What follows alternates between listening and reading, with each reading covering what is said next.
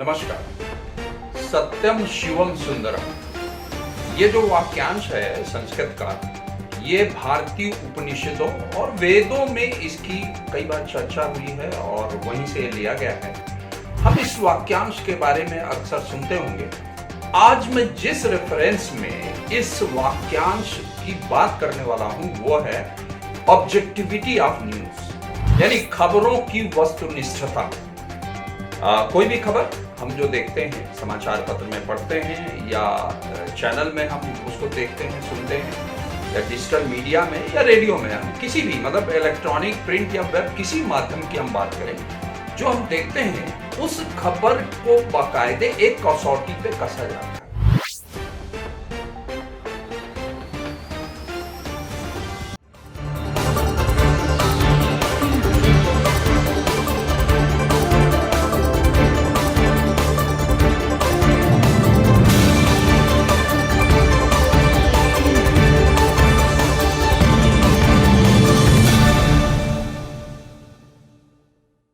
नमस्कार। सत्यम शिवम सुंदरम, ये जो वाक्यांश है संस्कृत का, ये भारतीय उपनिषदों और वेदों में इसकी कई बार चर्चा हुई है और वहीं से लिया गया है। हम इस वाक्यांश के बारे में अक्सर सुनते होंगे। आज मैं जिस रेफरेंस में इस वाक्यांश की बात करने वाला हूं वो है ऑब्जेक्टिविटी ऑफ न्यूज, यानी खबरों की वस्तुनिष्ठता। कोई भी खबर हम जो देखते हैं, समाचार पत्र में पढ़ते हैं या चैनल में हम उसको देखते हैं, सुनते हैं, या डिजिटल मीडिया में या रेडियो में, हम किसी भी मतलब इलेक्ट्रॉनिक, प्रिंट या वेब, किसी माध्यम की हम बात करें, जो हम देखते हैं उस खबर को बाकायदे एक कसौटी पे कसा जाता है, परखा जाता है और उसकी जांच करने के बाद ही, उस कसौटी पे उसको कसने के बाद ही समाचार पत्र में प्रकाशित किया जाता है। और प्रकाशित तभी किया जाना चाहिए। आज जिस तरीके से खबरों को लेकर के प्रतिद्वंदिता विभिन्न समाचार पत्रों और चैनल्स के बीच में चलती है, वहां कई बार इस ऑब्जेक्टिविटी का अभाव देखने को मिलता है। तो मेरा सभी से आग्रह है कि जितने भी उदीयमान पत्रकार हैं, पत्रकारिता के स्टूडेंट्स हैं या पत्रकार हैं, वो इस ऑब्जेक्टिविटी का जरूर ध्यान रखें। मुझे लगता है कि जो हमारे पुराने पत्रकार मित्र हैं जो ऑलरेडी काम कर रहे हैं, वो इन सब बातों का ध्यान रखते हैं, लेकिन कई बार जो न्यू कमर है इस फील्ड में जो कदम रख रहा है, उसके साथ ये चुनौती आती है। तो मित्रों, मैं वापस वहीं आता हूं कि खबर की ऑब्जेक्टिविटी क्या है। यहां ऑब्जेक्टिविटी से मतलब बहुत स्पष्ट कर दूं, खबर के ऑब्जेक्टिव से नहीं है, खबर के उद्देश्य से नहीं है, ये ऑब्जेक्टिविटी ऑफ न्यूज। जैसा कि मैंने कहा, मैंने एक वाक्यांश अभी अभी आपके साथ शेयर किया, सत्यम शिवम सुंदरम। तो मैं पहले इसको एक्सप्लेन करूंगा और फिर इसके बाद मैं आपको बताऊंगा कि और कौन कौन से ऐसे बिंदु हैं जिनका हमें ध्यान रखना चाहिए, कौन सी ऐसी चीजें हैं जो हमें करनी चाहिए और कौन सी ऐसी चीजें हैं जो हमें नहीं करनी चाहिए। तो सत्यम शिवम सुंदरम, यानी सत्य पर आधारित तथ्य होने चाहिए, उसके आंकड़े होने चाहिए। जो भी हम खबर ले रहे हैं उसमें हमें इसका जरूर ध्यान रखना है कि they should be based on true facts and figures. और शिवम की जहां हम बात करते हैं, हम लॉर्ड शिव को जानते हैं, भगवान शिव को जानते हैं। भगवान शिव की जो पवित्रता है वो बिल्कुल अनडिबेटेबल है। तो उसी तरीके से जो खबर होनी चाहिए वो एकदम लॉर्ड शिवा की तरह होली यानी पवित्र होनी चाहिए। तीसरा, सुंदरम। जो सुंदरम से आशय यहां पर मैं आपको बताना चाहूंगा कि देखिए, जब से नई तकनीक आई है, ग्लोबलाइजेशन हुआ है, उसके बाद खबरों का जो प्रस्तुतिकरण है बहुत बदला है।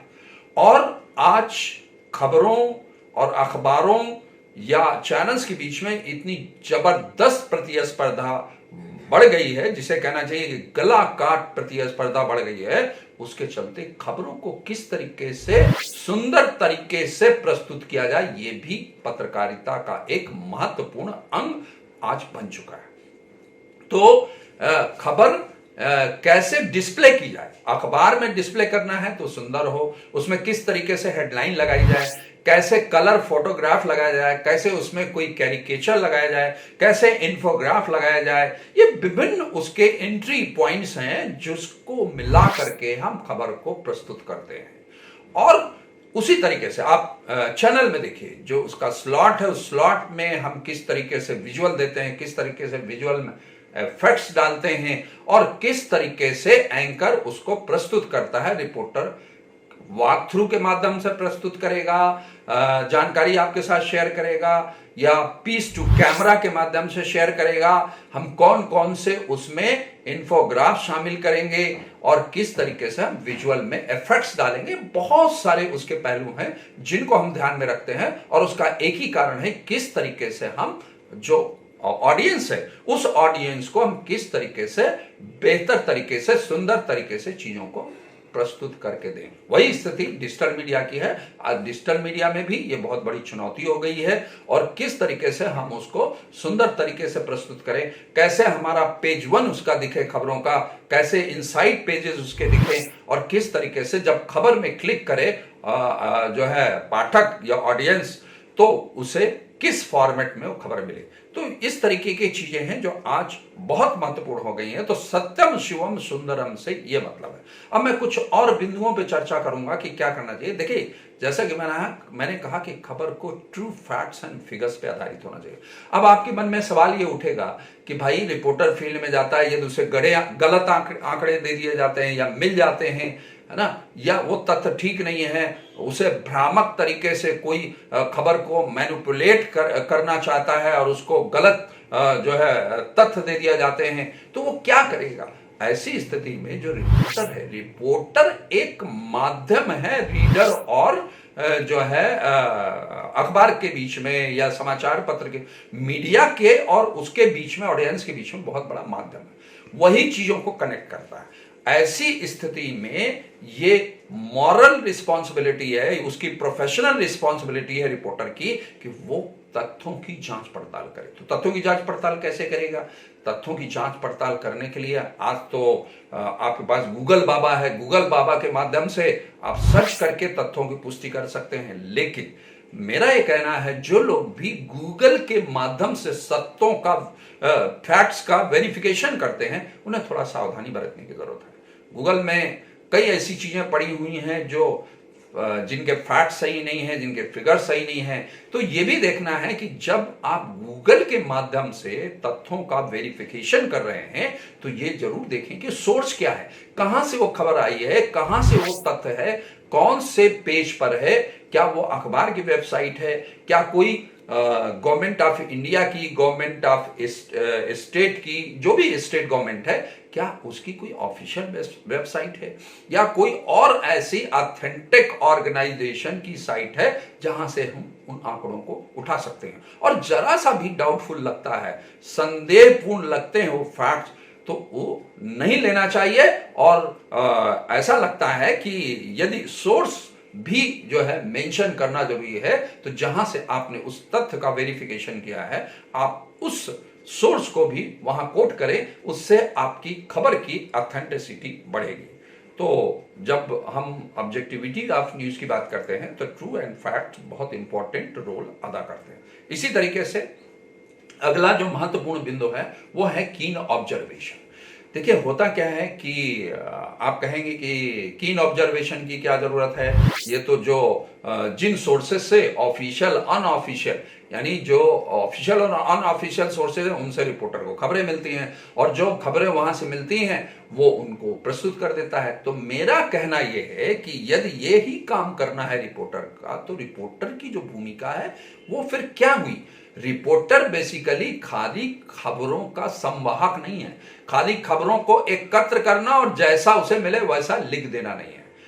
रिपोर्टर की महत्वपूर्ण भूमिका है कीन ऑब्जर्वेशन। मैं आपको कुछ उदाहरण देकर समझाना चाहूंगा कि सपोज करिए कि कोई घटना घट जाती है, कोई दुर्घटना हो जाती है, आपको सूचना मिलती है कि एक व्यक्ति ने आत्महत्या कर ली।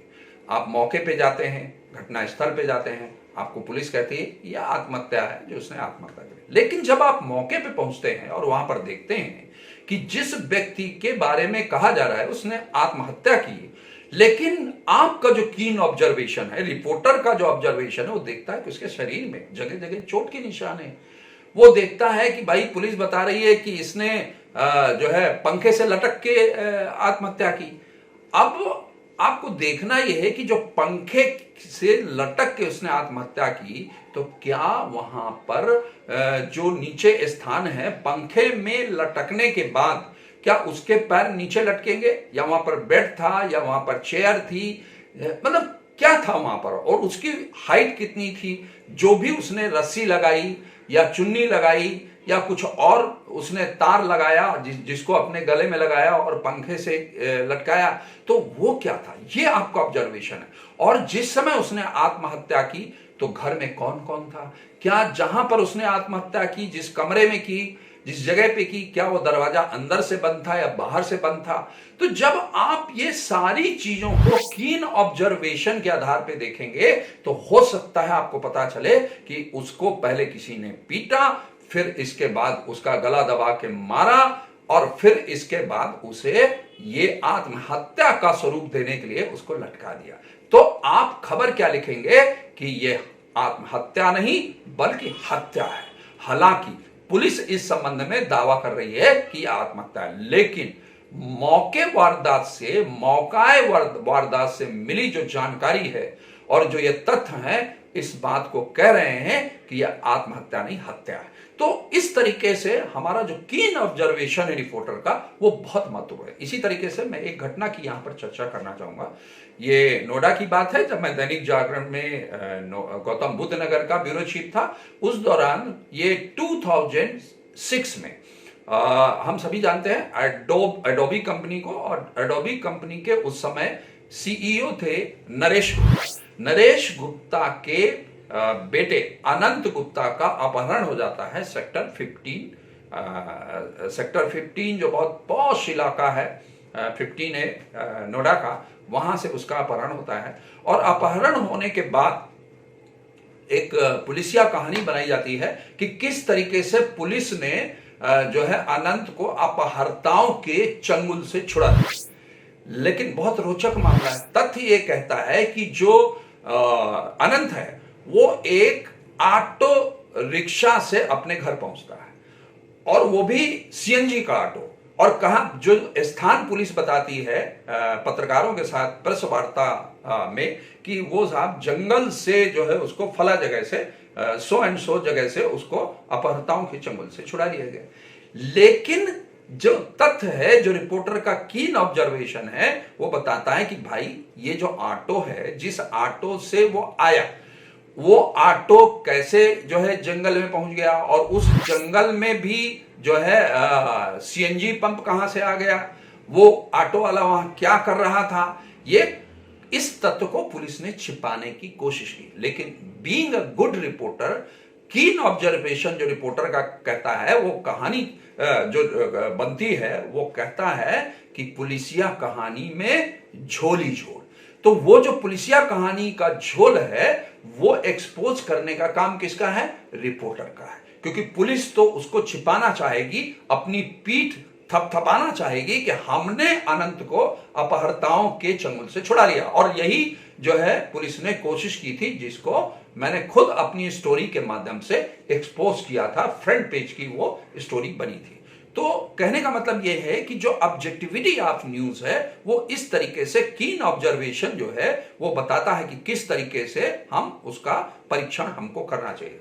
जो अगला महत्वपूर्ण पॉइंट है वो ये है कि हमें जो विचार है, जो रिपोर्टर के विचार हैं, वो खबर में नहीं थोपने चाहिए और अनबायस्ड होना चाहिए। अब आप कहेंगे साहब कि अनबायस्ड कैसे हो सकता रिपोर्टर, जब किसी पक्ष के बारे में खबर लिखेगा तो पक्षपात करेगा।